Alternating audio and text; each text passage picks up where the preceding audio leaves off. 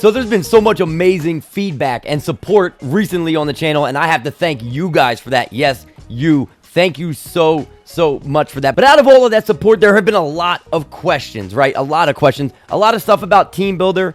You know, a lot of that stuff is bugs that I'm hoping are being worked out. I'm passing that along to EA, but some of it has been about Dynasty, so that's what we're going to talk about today. I'm not going to talk too much because some of the people have given me feedback like, hey, maybe keep it, maybe talk a little less. So that's what I'm going to do. But what I want to do in this video is to show you guys how to set up a Dynasty and help set you up for success, you know, right off the bat, especially for beginners. But if you do have a good time or if you learned something in this video, consider giving it a like for me. And if you're new here, stick around. If you get a chance, subscribe because you're my homie already, man. You clicked on my video, so much love to you right off the bat. Let's jump into this thing right now, though. Let's get rid of this face cam. All right, so we are going to start off by heading into the Dynasty mode. We are going to go straight to start a new Dynasty. And, of course, as many of you know, because I've gotten this question a lot, and I've got a lot of complaints about it, Cloud Multi-User, yes, it is the only way that you can actually import a Team Builder team. And, yeah, it is a shame, but I'm hoping that they fix that pretty soon. As you can see, though, we're going to start off first before we import our team, going straight into the Dynasty settings. Now, skill level, this is going to be up to you guys. I'm going to keep it on Heisman. Go with whatever, you feel most comfortable playing on. Heisman right now it's pretty tough, especially when you're trying to play defense. But coach firing, again, this is another one that's kind of preference-based. I'm going to leave it on, but you could have it as CPU only, or you could have it off. CPU only, it'll only fire CPU coaches, and then if you turn it off completely, they won't fire anyone. Coach XP speed setting. Now, this is going to be definitely a realism thing. Some people are going to want it on faster or fastest. I will probably put it on slower or slowest, but normal is a good setting. I think slower is going to be the most realistic, though, based off my testing. You're not going to get OP too fast. Player edit permissions, commissioner only, any player. This is not really going to matter unless you're doing an online league, which we are doing an online league technically, but it's only going to be us in the league. Injury, we'll keep it on. And by the way, this just means what players you can edit. We can, we'll have the permission to edit any player on, on our roster, which is all that matters, right? So injury, we'll leave that to on. Obviously, for realism, wear and tear will stay on. Play call cooldown is kind of cool. So the number of plays that need to be called before a user can call a previously called play. So you can actually put this all the way up, to 10 plays, which means that if I choose a triple option of or let's just say like a halfback dive out of a certain set, you have to let this number of plays go by with different plays called before you can choose that play again, and it just adds an extra element of challenge, you know what I mean, to the to your scheme. So you can't just spam the same play call limit. We'll use the same example. If I chose halfback dive, let's say I chose it 5 times in a game, boom, it's going to tell me I cannot use that anymore. It's going to gray it out. Now this goes much higher, obviously, to 20. You don't want to limit yourself too much with that type of thing, but there are some plays in the game that are a bit overpowered. So quarter length, this has been debated a lot. I think a lot of people are playing between 8 and 11 minutes, but I go on 10. 10 minutes with an accelerated clock, and I have the minimum play clock time set to anywhere between 18 and 20. Again, I think that this is kind of a sweet spot, at least for me. Again, this is going to be, based on your preference for the most part. Season experience, I'm going to recommend that you go full control. You want everything. You want to be able to control everything. Now, you can streamline it by going to something like simple, and it'll turn on things like auto recruiting, the auto progression for your coach, things like that. But I don't think you're going to want that. You're going to have the most fun, especially if you're someone that likes to be very involved with full control. League advancement, obviously, we're going to set that to manual. That way we know when we're playing our games. We know when we're advancing the week, all that type of stuff. Now, this one's a little strange. I got to do more testing with this and find out what the real deal is with it because, again, based on the way it's being described by EA and the way that we're seeing it actually work in practice, two totally different things right now. So I'll test this a little bit more. That way I can give you guys, more detailed information on these settings. So now we've got our Dynasty settings all in place. Import Team Builder is going to be the next step on the list. So I think that choosing Kennesaw State is, again, really cool just because it does give you that fresh start where you can just build up your program the way that you want it, and all of your history is your history. So I ended up making a custom team just for this video. They're called the Pike Creek Blackhawks. You guys are going to see them in a few minutes here. I will show them in game and everything like that just to give you guys a little, team builder showcase type of deal. But As you can see, this option, I've talked about this option before. You can either use the team builder roster that you set up in Team Builder, or you can keep Kennesaw State's roster. I will use the Cupcake roster that I set up in Team Builder. Now, even though I mentioned this in the video about importing a Team Builder team into your Dynasty, I'll mention it again because it has to be mentioned, man. You can create custom conferences. You could really build some of these conferences back up because you can add up to 16 teams, custom teams into your Dynasty, which is awesome in my opinion. And you can switch some of these around. Let's say if I wanted to move I don't know, let's say I wanted to move UMass. You just press X or A if you're on Xbox, and then you're going to scroll over using R1 or RB, L1 or LB, back and forth, and then I could hit move here, or I could even replace and swap one of these teams out. Considering Kennesaw State was in CUSA, they are in Conference USA, the Pike Creek Blackhawks will start off in Conference USA, which is perfectly fine by me. So next, once you feel comfortable with all of your settings, you've imported the team or teams that you want in your league or in your Dynasty, you're going to click Advance. And now here we go. We're going to select our team, and obviously we are going to go to Pike Creek, our team builder team, and select them. Now we have the option of starting off as a offensive coordinator, defensive coordinator, or head coach. Now let me just mention this up front. Many of you guys may already know this, but for those of you that don't, if you choose offensive or defensive coordinator, it will not be like NCAA 14, where say if I'm the O coordinator, I am just controlling the offense. You will have control over both sides of the ball. For the purposes of this video, we're going to go with a head coach because I noticed that that's what a lot of people are starting off with, but it is very, very cool to start off as one of the coordinators and try to work your way up. Now, as you can see, it starts us off with Leonard Guerrero. He's a level 22 scheme guru, and, Pistol 335, Pipelines, Indiana, but we're going to create our own coach because I know that that's what many of you are probably going to want to do. You got to want your own guy, right? Your own custom coach. So you've got 3 levels to this, 3 different options for your backstory. A motivator, which gets the players to play their best by boosting their ratings and composure. Now, I will say this. I'm going to go into a little more detail with all of these and the coaching trees in a minute here, but these are just the options to start off. Recruiter, Jimmy's and Joe's, not X's and O's, and then tactician, boost your players' ratings on game day. Now, again, I'm going to go in a little bit more detail, but motivator is going to be good for gaining XP over the long term for your players. Recruiter obviously is going to give you boosts in recruiting. You're going to have to spend less hours to do things like scouting and, getting your players interested in your school, getting the recruits interested in your program. And then tactician is going to be more of a short-term thing. On game day, you'll have boosts to your players' overall ratings and attributes. And this is a really cool one too, because you will see a difference in some of these boosts and attributes. Tactician is a really cool one, but we'll go with recruiter for this one because I do believe that this is the one that most people are choosing. Now, let me just be clear on something here. If you have not set any of this up yet and you are a beginner with Dynasty, this is going to help you a lot with recruiting. Let me just say right now, offensive playbook does not just matter for what you're running with your offense. It also is going to matter for recruiting, and you're going to see why when I jump into just a small little sample of the recruiting. Your offensive playbook could dictate whether or not someone has a deal breaker for you or someone is interested in your school or not based off of your scheme. Let's just say hypothetically we have Louisiana Tech's air raid offense as our offensive playbook, and there's a running back that wants a pro style offense. He is not, that could be a deal breaker. He could lock us out in recruiting. We need all of the advantages that we can get in recruiting. Now, I'm not going to say one way or the other which of these is best and which is not best, because that's going to be based on preference and how you want to build your team. But keep in mind, this does matter. It matters a lot. So do your research. I will have a recruiting deep dive video coming up, but I want to make sure that I am an expert with recruiting before I do that. I will not give you guys misinformation, so I refuse to release it until I am very comfortable giving with all the information that I'm giving you guys and making sure that it's all accurate. Now, everything that I just mentioned for the offensive playbook is also true for the defensive playbook. It could either be a help or a hindrance depending on the playbook that you choose here for your recruiting.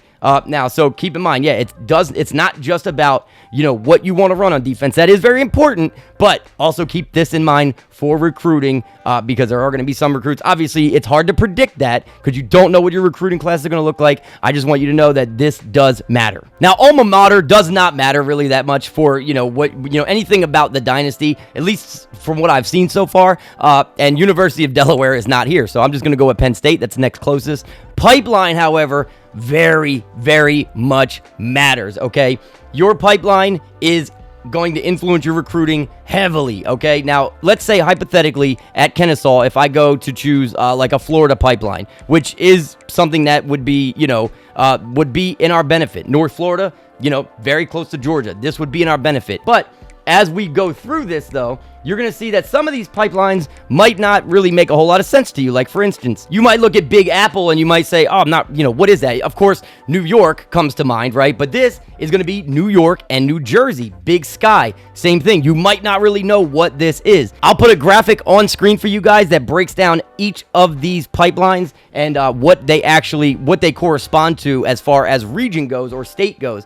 Big Sky, for instance, Montana, Wyoming, Idaho, and the Dakotas. If you went New England, you're talking Massachusetts, Connecticut, Rhode Island, New Hampshire, even Delaware, where I'm at, it falls into New England, and Maine also falls into it. Now, you wouldn't even think of Delaware as being a New England type of school or a New England type of place, but it does fall into this pipeline. So that's why it's important to know these things. Offensive and defensive aggressiveness, I won't go into right now because I'm going to go into that a little bit more in detail in a separate video, but we can just continue on. I've already changed the appearance and the apparel, so we're good to go. Now, this is what I was referring to earlier. As you can see, this, if you were another school like Alabama or Georgia or something like that, or any school that has a history with the FBS, which could be most of them that are in the game, you would see a full history of, each year and a breakdown of your record, whether or not you went to a bowl game, things like that. Now, this is Kennesaw State. Like I said, brand new for 2024, will be in the FBS, so no history here. We have a clean slate. Our only goal for this season, win 4 games. Might sound like it's easy, but probably not as easy as you might think. Our job security is safe right now. Our prestige is a C-. That's what it's going to start off as default because we are a level 1 recruiter, right? We are ready to sign at Pike Creek University. So we press X or A on Xbox and boom, puts our signature down there and it starts to import our team for us. Now, while it's importing the team, I think I should mention, because a lot of people have been talking about this, there's been a lot of debate about this. Let me assure you, please trust me when I tell you this, okay? When you set up your players in Team Builder, you can edit everything about that player other than their name and like their accessories and their gear and stuff like that, okay? So just please trust me on this. When you finally get the roster imported into the game, now is when we can go over to view the roster. Now we can actually go in and say like Chase Freeman here. Let's take a look at his player card by pressing triangle, or Y if you're on Xbox. You can go down to edit player and boom, Chase Freeman. Right off the bat, I can literally change his name. We have our middle linebacker, Harry Potter, and I'm not even going to hold you. He looks like he belongs in Hogwarts. That guy is now Harry Potter, the best player on the Pike Creek roster. I just want you guys to know that literally everything else is customizable under Team Builder. We are now in the Dynasty, and as you can see, there are going to be a few things here that are going to be very, very important. First thing you want to go to is your gameplay sliders. You can change a lot of this up. Now, one of the things that I would recommend that you do change up as far as your sliders are concerned to keep it a little bit more, realistic, reduce the interceptions down to like 40 for both sides, because I've noticed that interceptions are a little crazy. It's so easy to intercept the ball. Now, another thing that I would recommend that you change up, just based off of my testing so far, boost up the tackling to maybe like 54 or 55 for both teams, both sides, CPU and user. And again, the reason for this is because through my testing so far, broken tackles have been just incredibly overpowered. You could even bump down the QB accuracy for both sides as well, because it seems like even a bad quarterback is, just severely accurate, like ridiculously accurate with their passes. Now, before we jump into anything else, I do want to show you the coaching trees, right? The coach abilities. I want to make this clear also. These do stack. So as you can see down there, the impact of coach abilities increase if owned by more than one coach. If we go into all of his abilities, you can see that this man is an elite recruiter. Our boy Jarrett Ellsworth here. All of these values here are going to help you so much, but not only with recruiting, but all of these are going to help you no matter which path you chose, whether motivator, tactician, recruiter, anything. These are going to help you. But just starting off with recruiter, as you can see, the tier 1 for any of these positions is going to be advanced look. They're going to take less time to fully scout. Tier 2 is going to be recruiting actions have bigger impacts. Say if we are doing something like, sending a DM, sending the house, things like that. The actions have bigger impacts. Offering scholarships, all of those things have bigger impacts, on these individual positions. This is something that you'll see in action in just a second here, but always be recruiting for tier 3. Increase weekly recruiting hours for this specific position, right? So in this case, it's quarterbacks.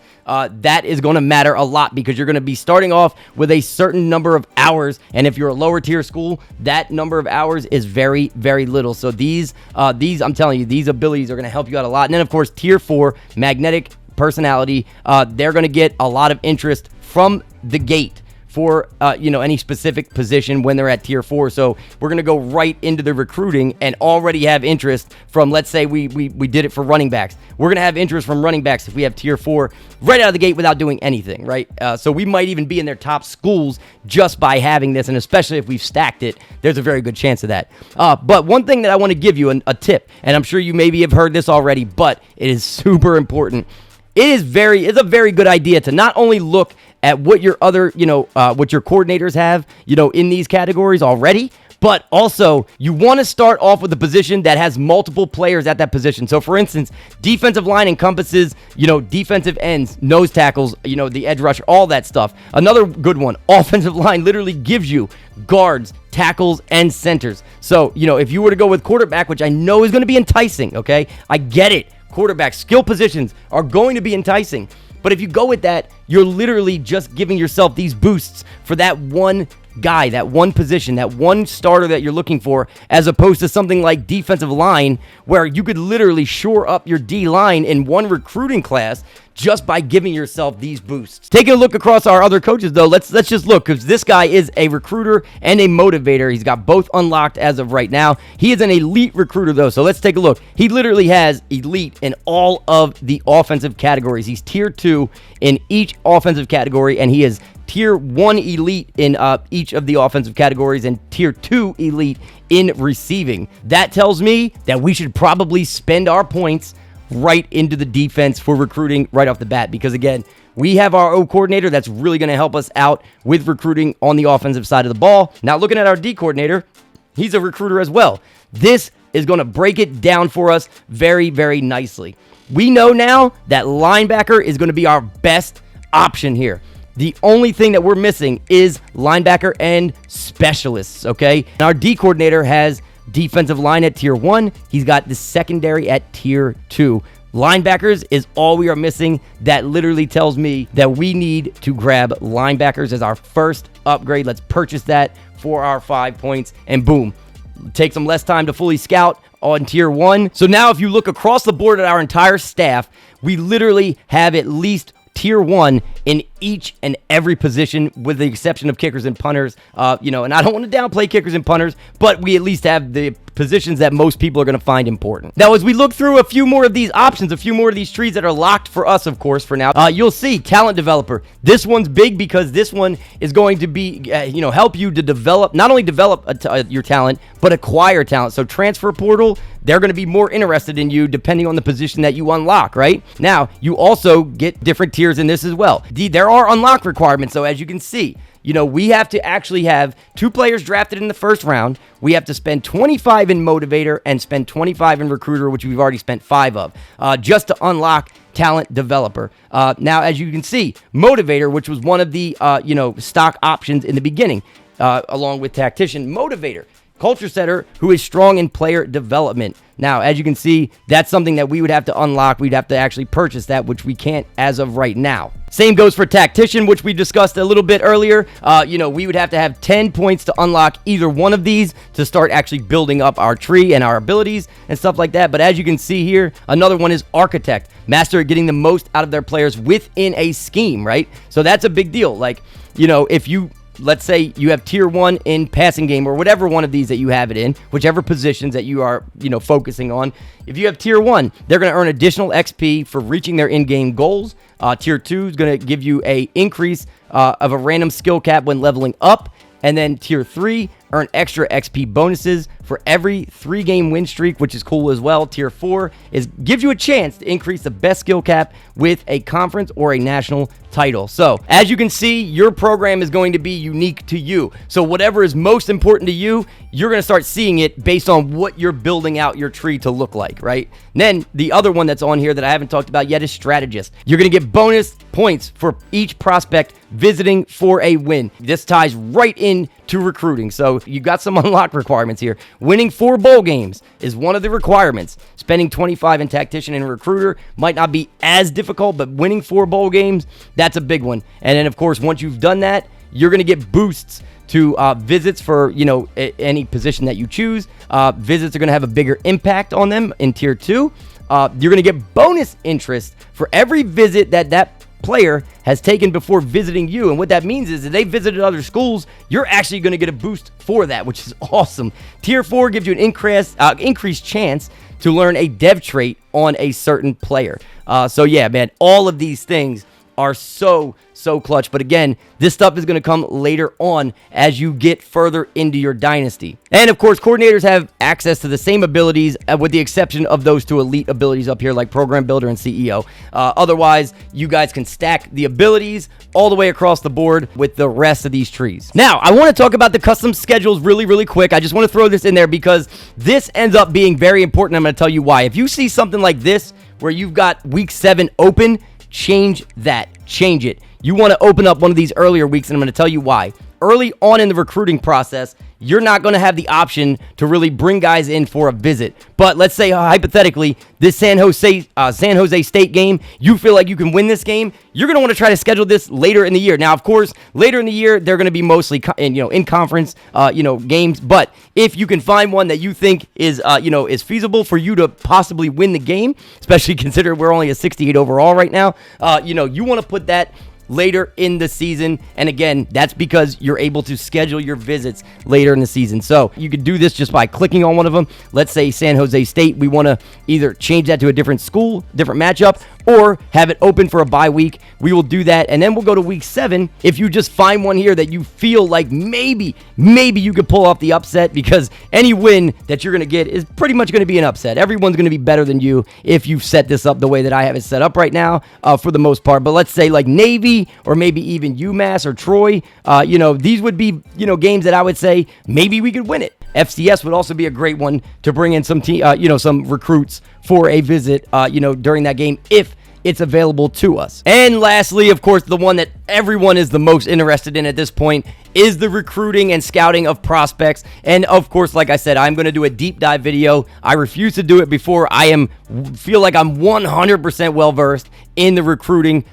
front to back. And, that means that I'm going to do testing in several different dynasties. But as you can see, it's going to start us off straight in. We hit add prospect. It's going to start us off in our recommended tab. Now, what you want to do first is you want to hit R3 to go to your team needs, and it's going to show you what we need. It's all going to be highlighted in red. It looks like we're good on quarterback, halfback, fullback, wide receiver, but it looks like we need everything on the O-line with the exception of the center. We also need a tight end. Now, if you hold down L2, you can go down to defensive special teams. We'll look at defense. Looks like we're good on, both edge, both defensive ends. We are going to need a nose tackle, though, it looks like. Left outside linebacker, we're good at.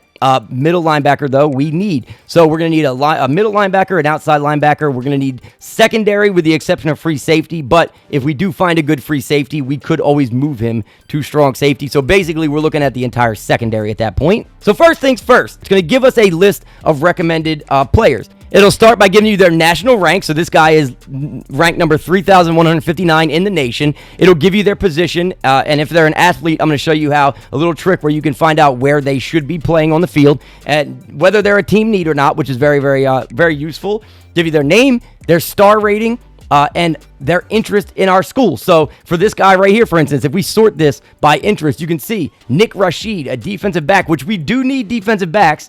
He is literally...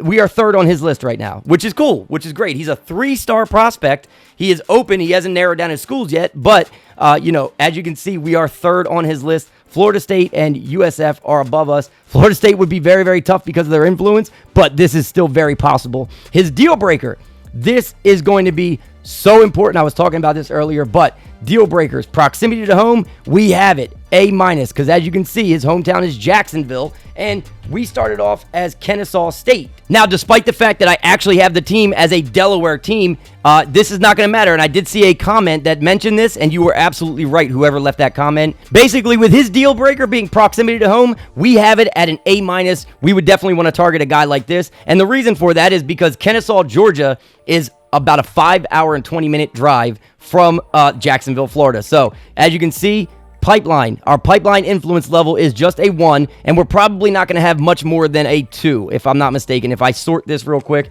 yeah, as you can see, 2 is going to be the best that we get, right? Now, that's just because we're a small school right now. That will change as we get more prestigious as a program. Now, as we go through the rest of these categories, you can see stage. It's going to tell you, does this recruit have their stage narrowed down? Like this guy, he's already narrowed down his top 8 schools, but a lot of these guys, it's going to say open, which means that they have not narrowed down their schools yet. When you go over to state, it's going to show you their home state. We want guys that are going to be close by, especially if proximity to home is a big deal. It's also going to show us their class.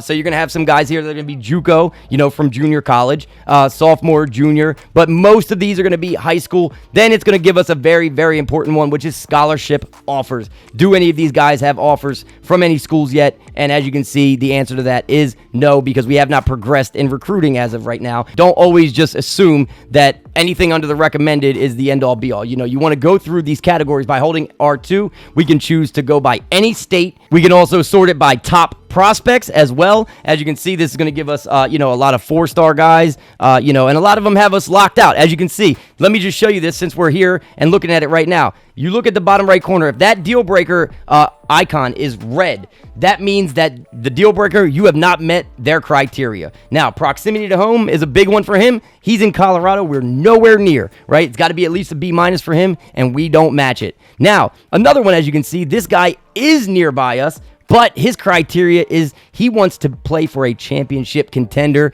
We are far from that right now. So this guy has locked us out. Now, another one, coach prestige. As you can see, both of these guys are within our pipeline. We do actually have some pipeline influence with these guys, but he wants a prestigious coach. We are a level 1, brand new hired coach. That is not going to work for him. Now, if we go down to my pipelines, obviously it'll sort it by, the guys that fall within our pipeline at any level, right? It's only going to be 1 and 2 for us, but that goes all the way up to level 5 for pipeline influence, and based on a lot of different factors, you might have a purple 5 next to your pipeline influence. If you are a very prestigious program, maybe a 4 or 5-star school that is a championship contender, and you meet a lot of the criteria for the recruit, and you are very close by, as far as your pipeline goes, you may have a 5. There are a lot of different factors that go into that, but 5 is going to give you a much better chance of actually recruiting this guy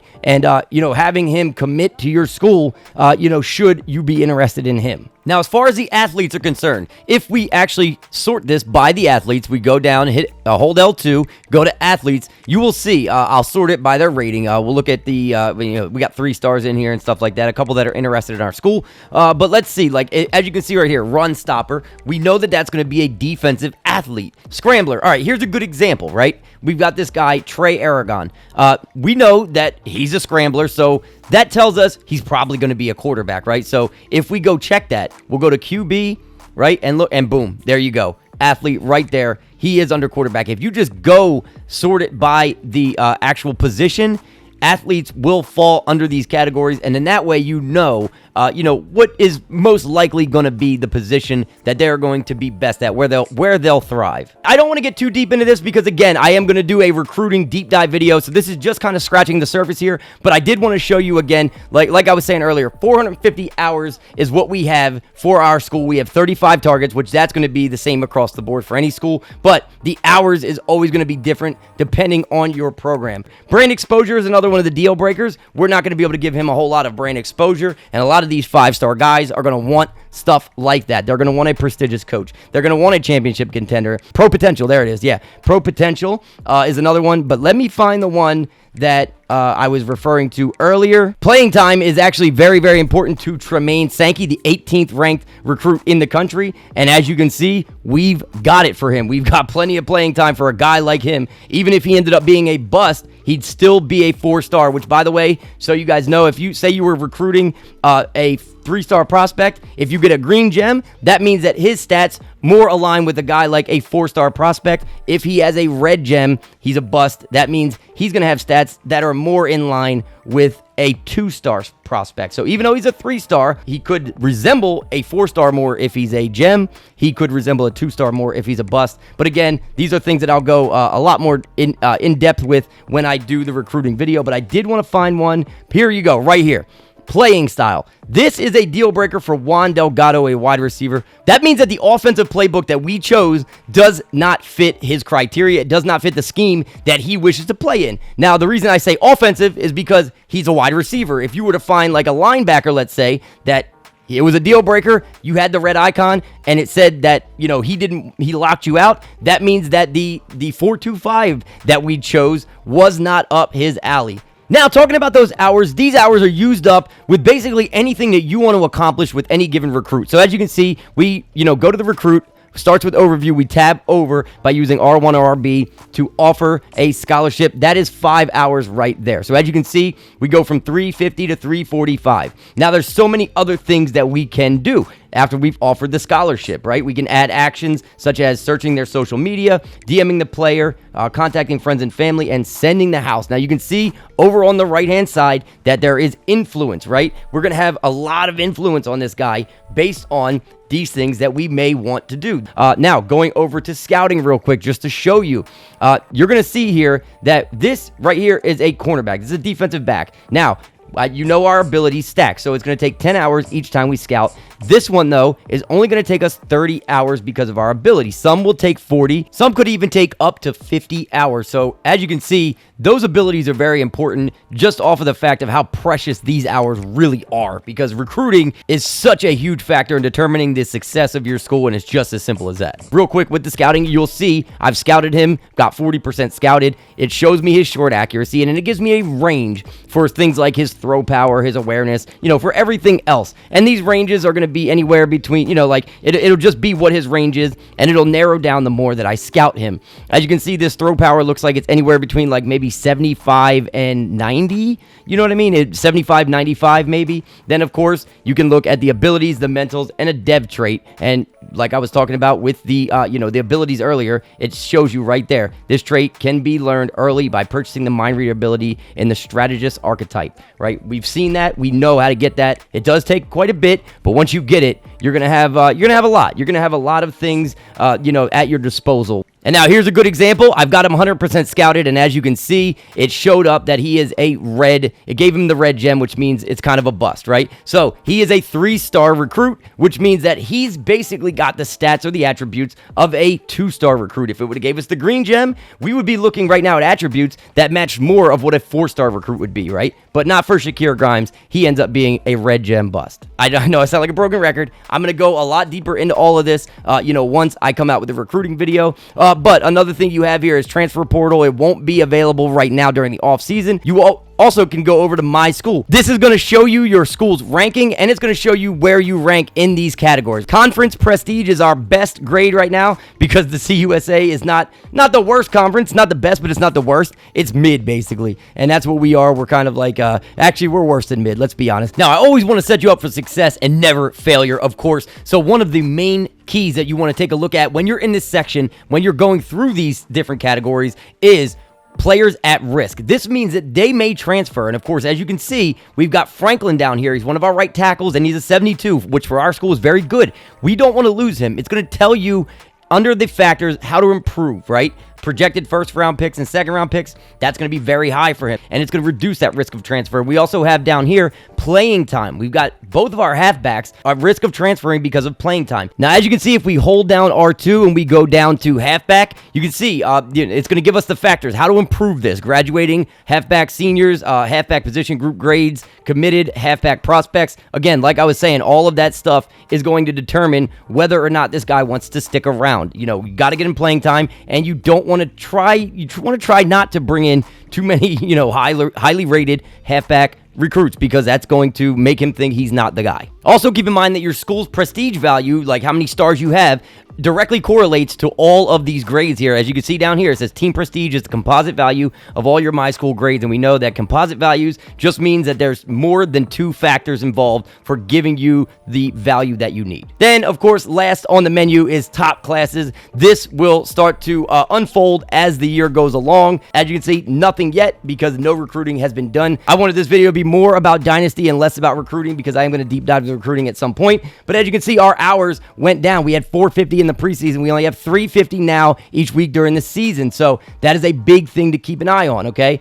You want to use all of those hours during the preseason. And although this might seem like an obvious tip, be sure that you're being very efficient with the way that you're using these hours because they are so important. You want to be sure to get the best bang for your buck with all of these hours that you're spending, which I'll go over in great detail in my recruiting deep dive. So I genuinely hope that you were able to learn something in this video. Like I said a million times, I am going to be doing a deep dive into recruiting, so you guys keep an eye out for that. I didn't want to get too deep into it here because, again, there are some things that I'm still ironing out, things I'm still learning myself. I want to be able to bring you guys the most detailed and most up-to-date information, no misinformation. I want to be perfect with it, so I will be doing that very, very soon once I feel confident enough in my ability to recruit. But again, I won't do too much talking. I do hope that you had a good time in this video. Hope you guys liked the team. Again, I wanted to showcase this Blackhawks team, and if you do like it, you can go ahead and download it. Just search Real Steve, under the username. You guys will find it. But again, so much love to everybody in this community, especially if you're new around here, and especially if you're one of my OGs.